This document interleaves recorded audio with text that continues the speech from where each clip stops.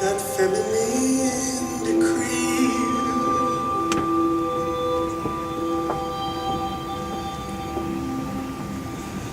I've always contained your desire to hurt me.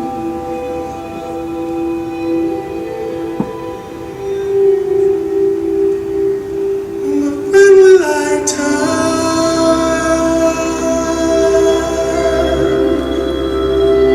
and cut the world?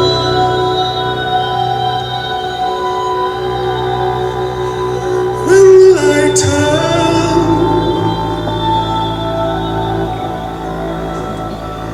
and cut the world?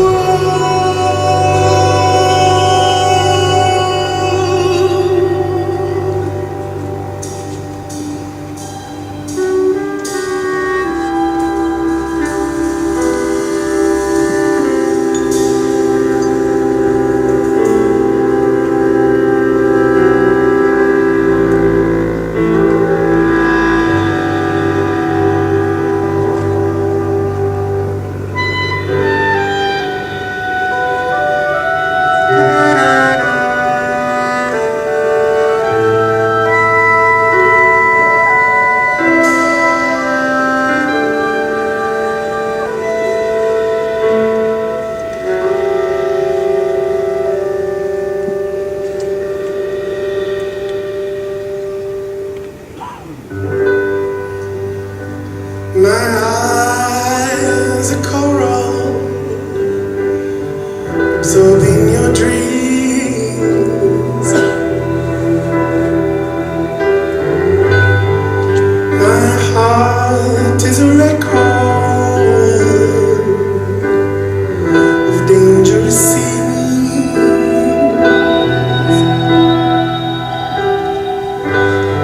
My skin is a surface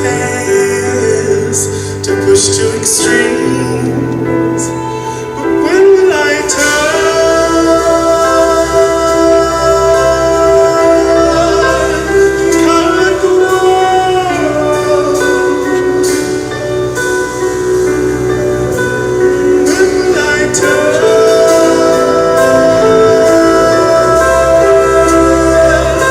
and cut the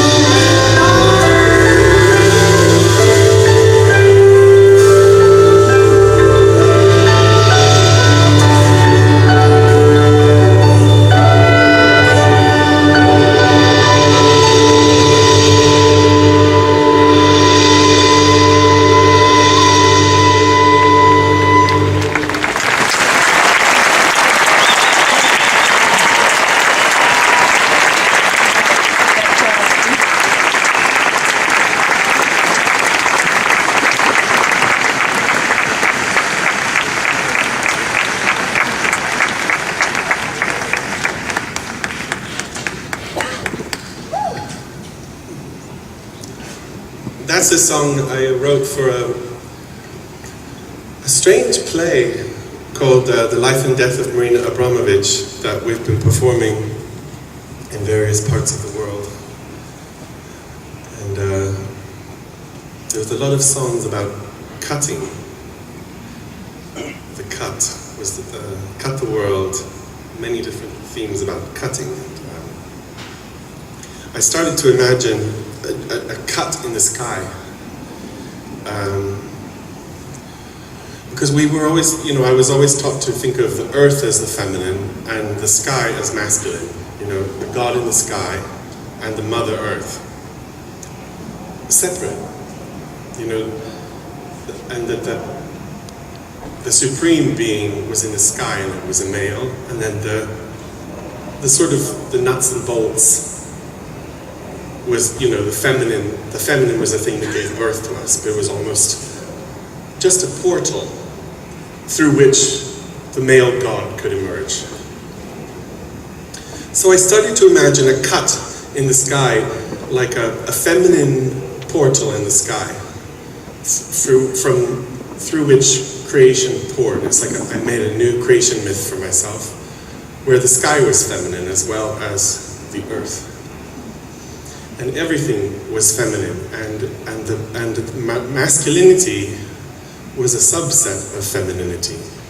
So rather than there being male and female, two either opposing sexes or two opposites, or in the same way that we think of a balanced opposite, salt and pepper, black and white, male and female, I started to think of female as a big circle, and male is a child born out of a female.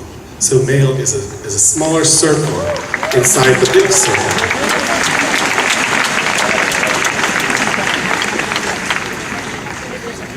It was just a new way of conceiving of our sex, of our gender, Then we're all a part of the female species. We always assume that there's this neutral species called humanity, and then we come in male or female versions. But the reality that's been perpetuated upon us is that, in fact, the human species is a kind of a smoke screen to suggest that the species is essentially male, and then there's a female. Just in the way, if you think about the Christian creation myth of Adam and Eve, Eve was a bone from the body of Adam. She was made of a little bit of side product of the masculine form.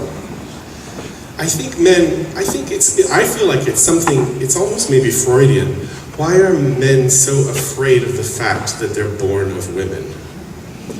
Why are we so afraid of, why is that almost I think almost subconsciously, like mythologically, that was such a frightening notion to a lot of men in power that they had to literally devise entire spiritual, mythologies that recast masculinity as the source of creation. When in fact the evidence before our eyes is that female as an archetype is the source of creation. It's always been, every man crawls from his mother's womb. Every boy child is born from a woman's body. They're made of our bodies. They're literally made of women's bodies. These boys. Every boy in this room is made of his mother's body. So it's actually, there's this other myth that's perpetuated in society that the male and female species are so unfathomably different that very few people could even really conceive of the experience of the other sex. You're raised to believe that, the mystery of a woman, or the mindset of a man is almost inconceivable to a woman. But as a transgender person, I have a unique perspective on it, because transgender people traverse that boundary all the time.